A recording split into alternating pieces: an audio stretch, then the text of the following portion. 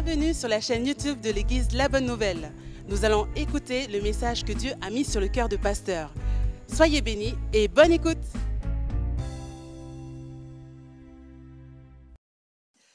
Saviez-vous que nous servons à Dieu Tout-Puissant? Il y a des moments dans la vie où nous voyons très clairement à quel point nous sommes faibles. Mais quelque chose de très bon peut en découler. Cela nous motive à cesser de dépendre de nos forces limitées et à nous tourner vers notre Dieu Tout-Puissant. J'espère que nous le ferons ce matin. Juste avant le message, prions. Seigneur, nous te remercions de pouvoir à tout ce dont nous avons besoin. Souvent, nous venons à toi dans nos prières. Nous prions pour des choses spécifiques dont nous avons besoin. Mais ce dont nous avons le plus besoin, c'est de toi. Nous nous réjouissons du fait que tu nous appelles à une relation proche avec toi-même. Et tu nous donnes la puissance qui nous rend forts dans notre faiblesse. Aide-nous à mieux te connaître aujourd'hui. Sois glorifié dans ton Église. Au nom de Jésus. Amen. Amen. Si jamais vous vous trouvez dans le sud de la Californie, le 1er janvier, il y a un événement que vous aimeriez peut-être voir. Il s'appelle le Parade Rose. Il se déroule dans la ville de Pasadena. De nombreuses fanfares et chars décorés de milliers de roses y sont présentés. La première année où ils l'ont fait, c'était en 1890. Et non, je n'y étais pas. Mais au fil des années, je l'ai regardé à la télévision. J'y suis même allé le voir en personne une fois. Une année, alors qu'un magnifique char descend de la rue, il s'est soudainement arrêté. Qu'est-ce qui s'est passé? Il n'avait plus d'essence. Toute la parade a été bloquée jusqu'à ce que quelqu'un puisse trouver un bidon d'essence. Ce qui était amusant, c'est que ce char était sponsorisé par le Standard Oil Company. Avec ses vastes ressources pétrolières, son camion était à court d'essence. Est-ce qu'il vous est déjà arrivé d'être à l'arrêt parce que vous étiez en panne d'essence? Je ne parle pas de votre voiture, de votre moto ou votre scooter. Je parle de votre vie spirituelle. Souvent, les chrétiens négligent leur entretien spirituel. Et soudainement, ils se rendent compte qu'ils sont en panne d'essence. Ils pourraient essayer de vivre la vie spirituelle par leurs propres moyens, mais ils ne pourront jamais y arriver sans le Saint-Esprit. Ce matin, nous poursuivons notre série intitulée « Suivez Jésus ». La vérité est que nous ne pouvons pas suivre Jésus-Christ sans être remplis de l'Esprit. Les gens qui pensent pouvoir progresser sans le Saint-Esprit ne feront que s'épuiser. C'est comme essayer de pousser votre voiture sur une pente raide au lieu de le remplir d'essence. Un matin, j'étais sur le point de commencer ma marche pour monter Vetaveri. Avant de commencer, je m'étire un peu les jambes. Pour ce faire, je m'appuie généralement sur l'arrière de ma voiture.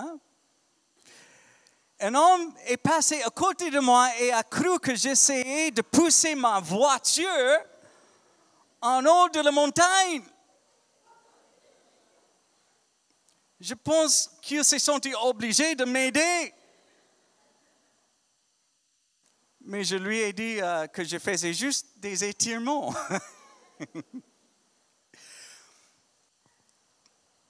Les personnes qui essaient de suivre Jésus sans la puissance du Saint-Esprit finiront par être frustrées par leurs échecs. Elles continuent à faire ce qu'elles ne veulent pas faire. Et elles ne font pas les choses qu'elles veulent vraiment faire. Elles promettent aux autres de changer. Elles disent, les choses seront différentes cette fois-ci. Peut-être qu'en disant cela, elles le pensent vraiment. Mais le changement dure rarement très longtemps. Elles se disent, je ne mettrai plus jamais en colère. Ou encore, je ne reviendrai plus jamais sur ce site web. Ou je ne me saoulerai plus jamais. Mais ça ne marche pas. Lorsque nous essayons de suivre Jésus sans être quotidiennement remplis de l'Esprit, nous finirons par être épuisés par nos efforts. Donc, voici la question que nous devons nous poser. Suis-je autosuffisant ou suis-je rempli de l'Esprit? Dans le livre des Actes, les disciples ont vécu un moment déterminant. Jésus est monté au ciel. Il les a laissés là pour faire avancer son royaume jusqu'aux extrémités de la terre. Allaient-ils retourner à leur ancienne vie? Et allaient-ils répandre leurs anciennes carrières? Ou allaient-ils essayer de mener à bien cette mission que Jésus leur a confiée? Et s'ils le faisaient, allaient-ils essayer de l'accomplir par leur propre force? Compter sur leurs propres efforts n'allait aboutir qu'à un échec total. Jésus allait disparaître dans l'histoire humaine. Mais voici ce que Jésus a dit à ses disciples juste avant de monter au ciel. Actes chapitre 1, versets 8 et 9. Mais vous recevrez une puissance, le Saint-Esprit, survenant sur vous, et vous serez mes témoins à Jérusalem, dans toute la Judée, dans la Samarie, et jusqu'aux extrémités de la terre. Après avoir dit cela, il fut élevé pendant qu'ils le regardaient, et une nuée le déroba à leurs yeux. J'imagine qu'ils se sont sentis un peu submergés par tout cela. C'est une chose de suivre Jésus quand il est là, dans la chair, montrant la voie. Ils pouvaient le voir et lui parler. S'il faisait face à une tempête, il était là pour la calmer. S'ils avaient faim, il était là pour leur donner la nourriture. S'ils étaient confus, il était là pour les aider à comprendre. Mais en le regardant disparaître dans les nuages, ils ont dû se demander comment ils pourraient continuer à le suivre ici sur terre. Ils n'avaient aucune idée de ce qu'il fallait faire après. Ils étaient sans éducation, ils n'avaient pas de plan stratégique, ils n'avaient de pouvoir spécial, ils n'avaient aucune influence politique. Comment est-ce qu'ils peuvent le suivre s'il n'est pas là pour diriger? Écoutez à nouveau ce que Jésus avait dit. Mais vous recevrez une puissance, le Saint-Esprit, survenant sur vous. Beaucoup pourraient essayer de suivre Jésus par leur propre force. Mais ceux qui suivent vraiment Jésus sont fortifiés par le Saint-Esprit. il est parfois tentant d'être un peu envieux de ceux que les disciples ont expérimenté avec Jésus. Ils ont marché avec lui et ils lui ont parlé en personne. Nous pourrions même penser que ce serait mieux ainsi, plutôt que de dépendre du Saint-Esprit. Mais Jésus a dit quelque chose de très différent. Dans Jean chapitre 16, nous lisons l'une des dernières conversations que Jésus a eues avec ses disciples avant son arrestation et sa crucifixion.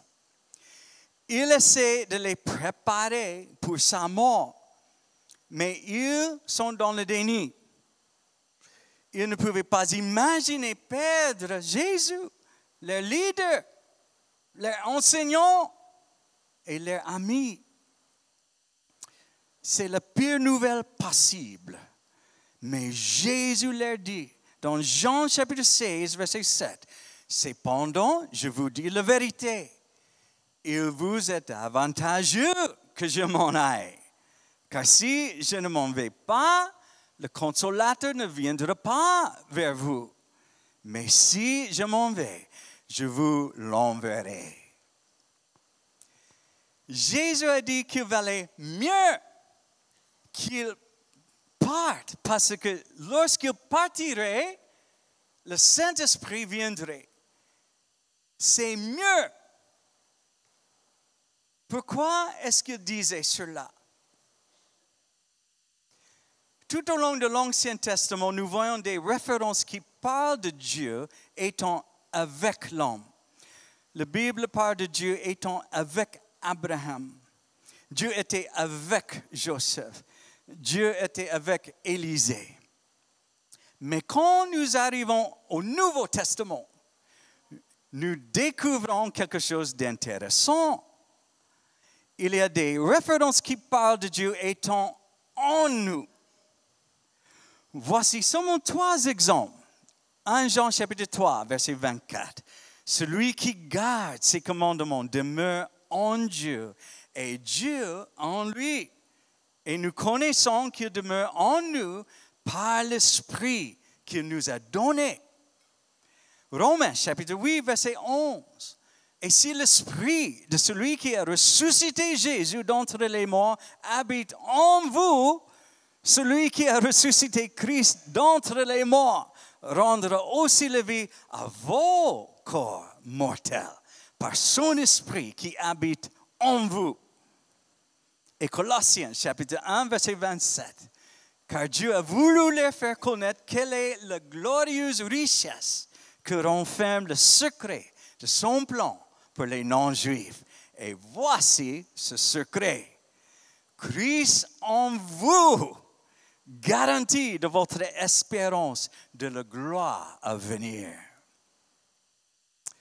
Donc, Jésus a clairement dit à ses disciples qu'il valait mieux pour eux qu'ils s'en aillent.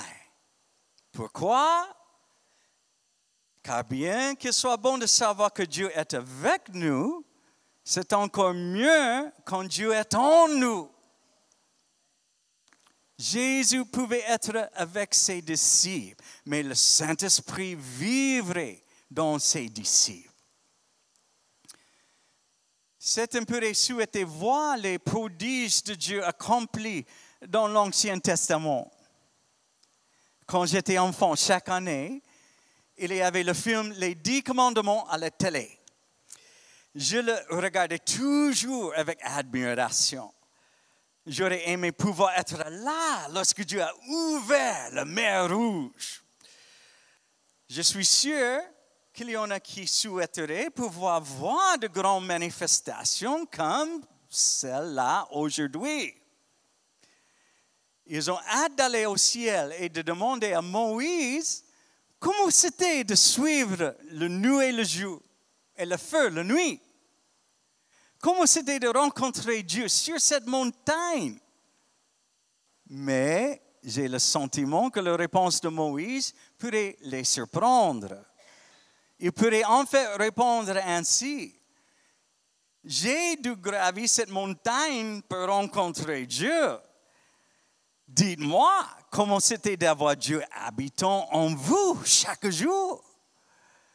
Comment c'était d'avoir le Saint-Esprit vous donnant des directions alors que vous ne saviez pas quoi faire ni où aller.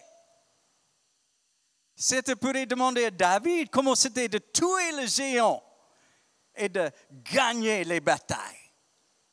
Il pourrait nous dire, dites-moi comment c'était d'être sur terre, d'avoir le Saint-Esprit vivant en vous, vous donnant de la force lorsque vous étiez faible.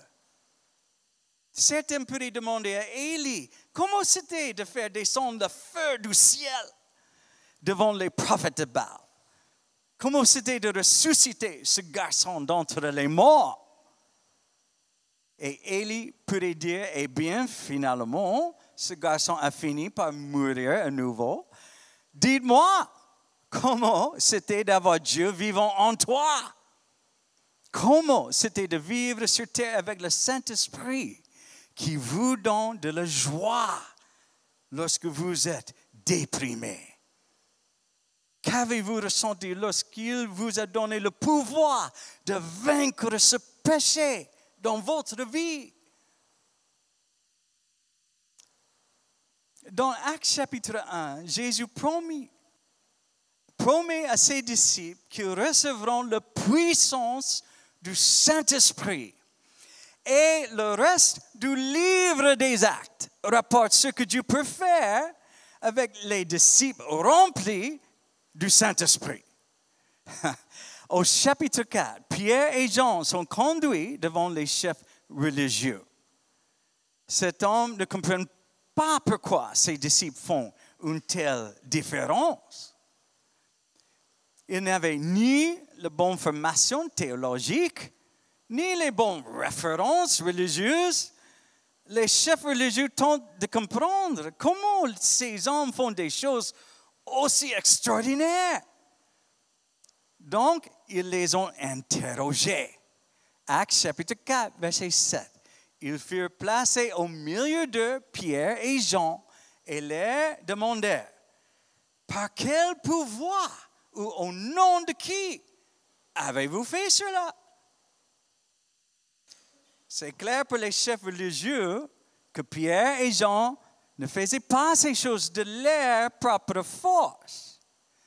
Dans le verset suivant, Pierre répond à leurs questions. Mais avant de voir la réponse des chefs, alors voici ce que nous dit le verset 8. Actes chapitre 4, verset 8. Alors Pierre, rempli du Saint-Esprit, leur dit, chef du peuple et ancien d'Israël, après que Pierre leur ait parlé, nous voyons la conclusion à laquelle sont parvenus ces chefs religieux. Dans Actes chapitre 4, verset 13, les membres du Grand Conseil étaient étonnés de voir l'assurance de Pierre et de Jean, car ils se rendaient compte que c'étaient des gens simples et sans instruction. Ils les reconnaissaient pour avoir été avec Jésus. Ils ont été remplis de la puissance de l'Esprit. Et ces disciples ordinaires et sans éducation ont changé le monde. Nous devons suivre leurs traces. L'Esprit vit en nous. Et ce n'est que par la puissance du Saint-Esprit que nous pourrions avoir un impact sur le monde qui nous entoure. Être rempli de la puissance de l'Esprit commence par une reconnaissance honnête de notre propre faiblesse. La vérité est que la plupart d'entre nous font de grands efforts pour dissimuler ou nier nos faiblesses. Parfois, nous faisons un spectacle de force ou de grande intelligence où nous faisons comme si nous étions plus spirituellement matures que nous ne le sommes vraiment. Notre fierté nous cause des ennuis. Parce que Dieu résiste aux orgueilleux, mais il fait grâce aux humbles. Donc, lorsque notre nature humaine nous dit de faire un bon spectacle de force pour les autres, nous devons nous rappeler qu'en réalité, faire cela nous affaiblira. Dans la 2e lettre de Paul aux Corinthiens, il explique que le fait de reconnaître notre faiblesse fait de la place pour la puissance de Christ. 2 Corinthiens, chapitre 12, versets 9 et 10. Et il m'a dit, ma grâce te suffit, car ma puissance s'accomplit dans la faiblesse. Je me glorifierai donc bien plus volontiers de mes faiblesses, afin que la puissance de Christ repose sur moi. C'est pourquoi je me plais dans les faiblesses, dans les outrages, dans les calamités, dans les persécutions, dans les détresses, pour Christ. Car quand je suis faible, c'est alors que je suis fort. Merci Seigneur. Paul comprend que vivre dans la puissance de l'Esprit signifie mettre en lumière nos faiblesses. Il avoue que les croyants de Galatie avaient arrêté de vivre dans la puissance de l'Esprit. Ils avaient commencé à dépendre d'eux-mêmes. Paul leur a rappelé que c'était une chose insensée à faire. Puis il a clairement expliqué ce qu'ils devaient faire. Galates chapitre 5, verset 25. Si nous vivons par l'Esprit, marchons aussi selon l'Esprit. Je veux aussi lire ce verset dans la traduction de la Bible du Simon. Puisque l'Esprit est la source de notre vie, conduisons-nous selon sa volonté. L'image que nous voyons ici est celle de quelqu'un qui marche. Et chaque pas qu'il fait, il le fait dans l'Esprit. Nous ne pouvons pas vivre selon l'Esprit si nous ne reconnaissons sa présence qu'un jour par semaine lorsque nous venons à l'église. Nous devons suivre la direction de l'Esprit dans chaque partie de notre vie. Bill Bright était un évangéliste américain. J'avais parlé un peu de lui la semaine dernière. Il a enseigné un exercice spirituel appelé la respiration spirituelle. L'idée de base est que vous vivez avec une conscience de l'esprit moment après moment.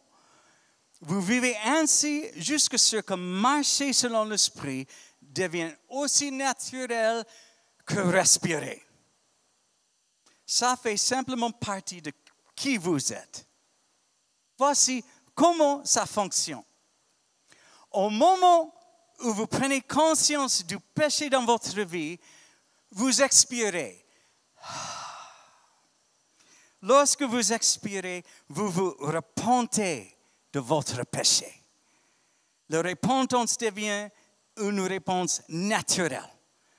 Cela libère de l'espace dans nos cœurs pour que l'Esprit nous remplisse. Donc, dès que nous sommes orgueilleux, que nous convoitons, que nous sommes durs, égoïstes, impatients, nous expirons et nous repentons de notre péché. La seule façon d'être rempli de l'Esprit est de me vider de moi. Cela donne de l'espace au Saint-Esprit pour qu'il me remplisse. Plus il me remplit, moins il y a de place pour moi. Dieu ne cherche pas seulement une version améliorée de Paul. Il veut que Paul devienne conforme à l'image de son Fils. Romains chapitre 8, verset 29. En effet, ceux que Dieu a connus d'avance, il les a aussi destinés d'avance à devenir conformes à l'image de son Fils, afin que celui-ci soit l'aîné de nombreux frères et sœurs. Lorsque le Saint-Esprit entre et s'installe, nous devrions de plus en plus découvrir qu'il n'y a plus beaucoup de place pour nous. Et tout doucement, nous découvrons que notre orgueil, notre impatience, notre égoïsme, notre convoitise sont enlevés des murs et sortis par la porte. Nous expirons notre obscurité. Nous faisons de la place pour être remplis de l'Esprit. Trop de gens se contentent de chercher de petits changements dans leur vie. Et ils se contentent de trop peu. Dieu ne veut pas seulement nous rendre visite à l'occasion et nous faire de petites suggestions utiles. Non, non. Il veut emménager et complètement prendre le contrôle. Et lorsqu'il emménagera, il ne portera pas que petits meubles. Il veut rénover toute la maison. Un bon ami à moi en Californie avait rempli sa maison de meubles modernes. Je n'ai aucun goût ni aucune capacité à décorer une maison. Donc, j'ai été assez impressionné par ce qu'il a fait. Je pensais que sa maison avait l'air vraiment cool. Eh bien, ensuite, il s'est marié. Peu de temps après, je me suis arrêté chez lui et j'ai été choqué. Sa maison avait complètement changé. Sa maison était maintenant remplie de styles de mobilier connus sous le nom de premier américain. Je ne pouvais pas croire à la transformation complète. Je savais qu'il aimait les meubles modernes, mais vous savez ce qui s'est passé? Il est tombé amoureux. Et cet incroyable amour l'a motivé à adopter une toute nouvelle façon de vivre. Lorsque nous tombons complètement amoureux de Dieu, nous ne sommes plus aussi préoccupés par le fait de prendre toutes les décisions et de garder le contrôle de nos vies.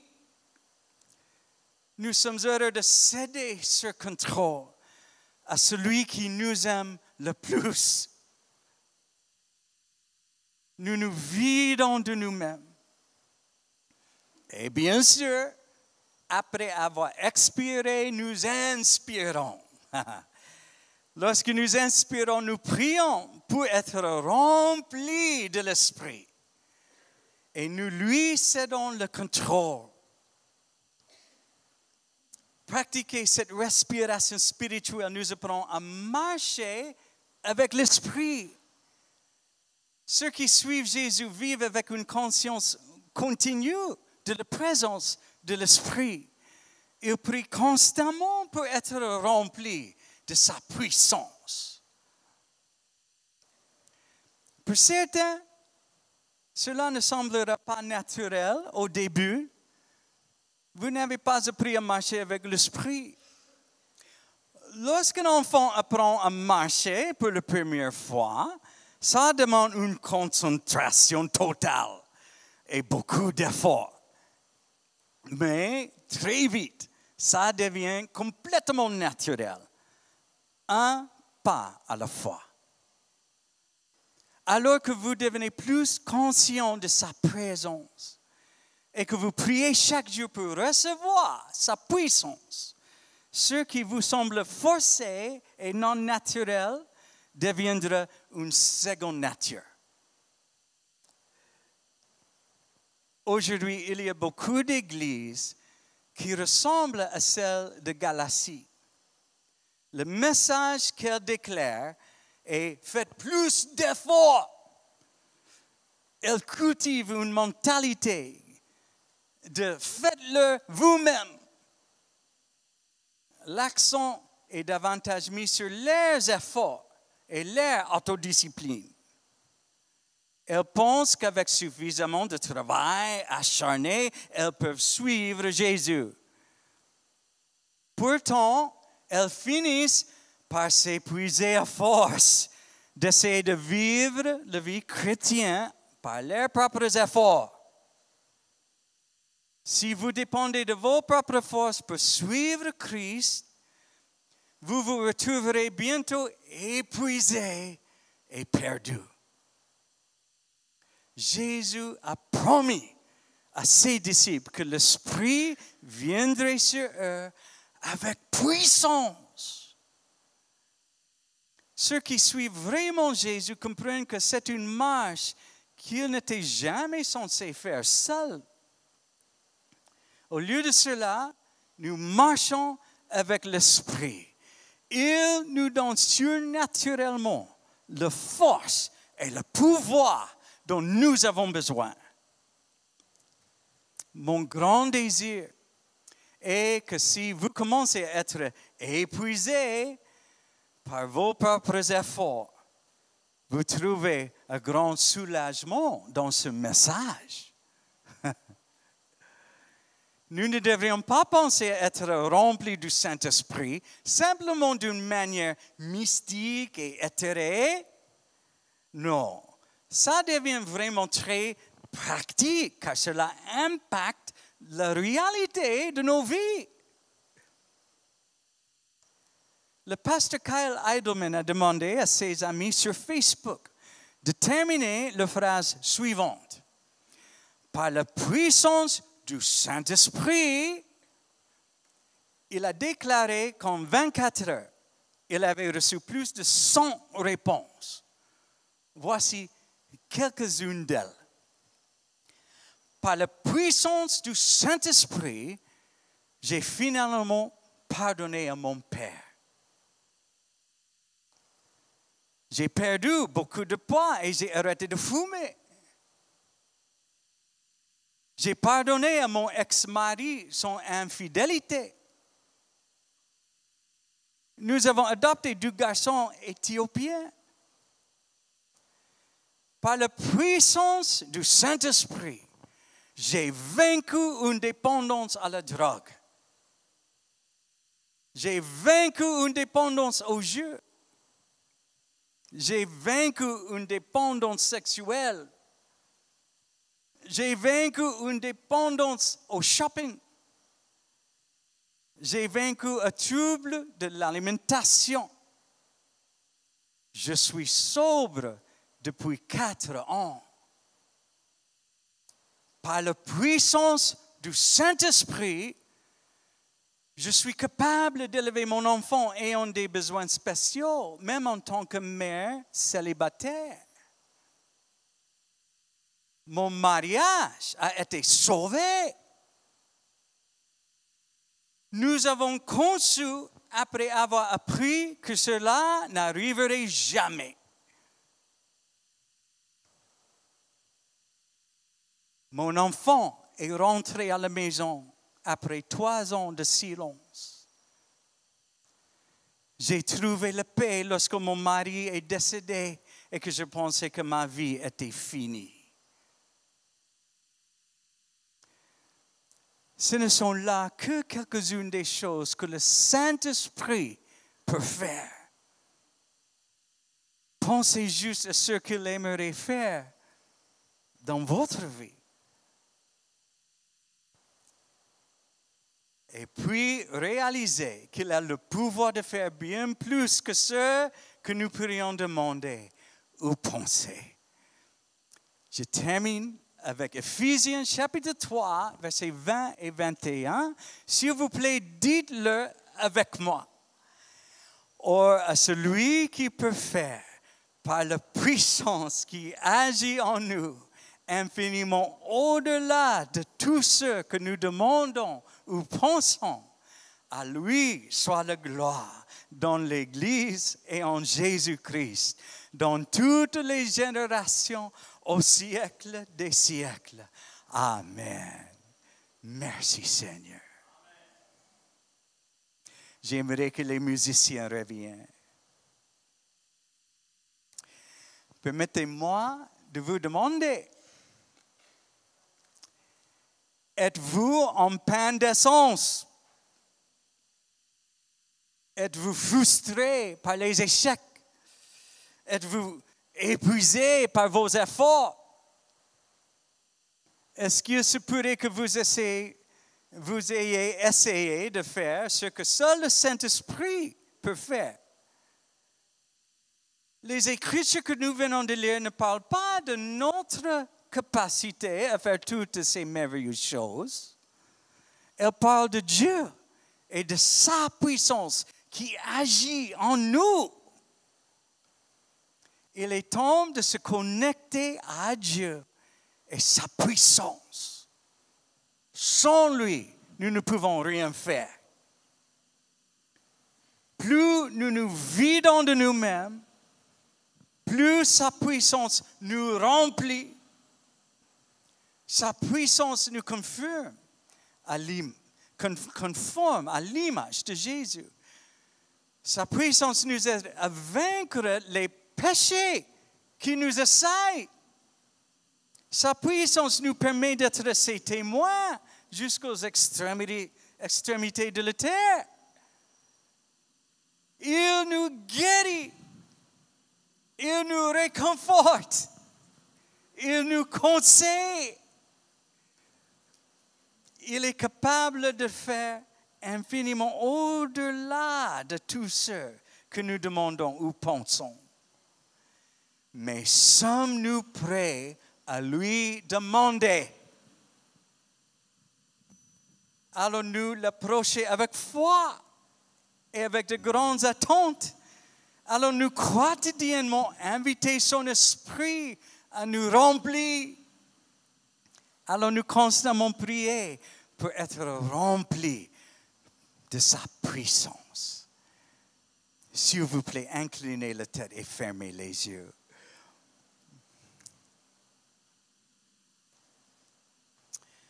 Pour ceux qui sont épuisés ici aujourd'hui, assurez-vous de comprendre quelque chose.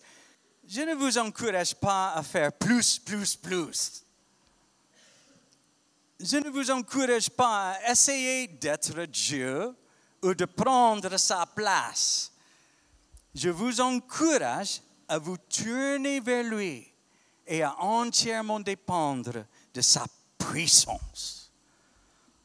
En fait, cela va simplifier votre vie. Il est temps de complètement vous abandonner à lui. Reconnaissez vos faiblesses. Invitez l'Esprit à vous remplir de sa puissance.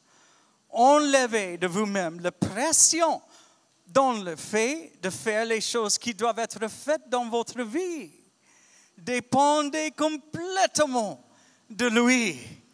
Marchez avec l'Esprit. Si tel est votre désir et votre engagement, voudrez-vous lever la main? Merci Seigneur. Oh Seigneur, merci. Prions. Seigneur Jésus, nous te remercions pour la promesse que tu as faite à ceux qui te suivent. Tu as dit, vous recevrez une puissance, le Saint-Esprit survenant sur vous.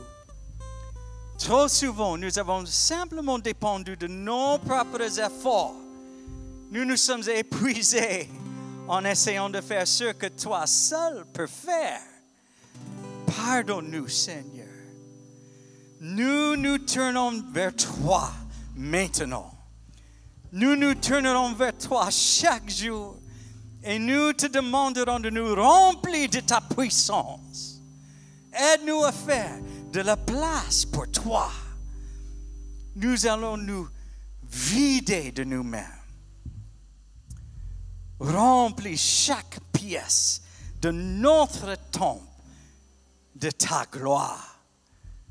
Que ta volonté soit faite dans notre vie.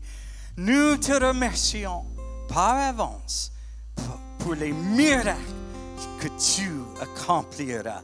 Bénis et fortifie ton peuple cette semaine. Au nom de Jésus. Amen. Merci d'avoir suivi le message. Nous vous invitons à nous rejoindre en présentiel. Pour plus d'informations, je vous invite à cliquer sur le lien mis en descriptif de cette vidéo. N'hésitez pas à mettre un like et à vous abonner.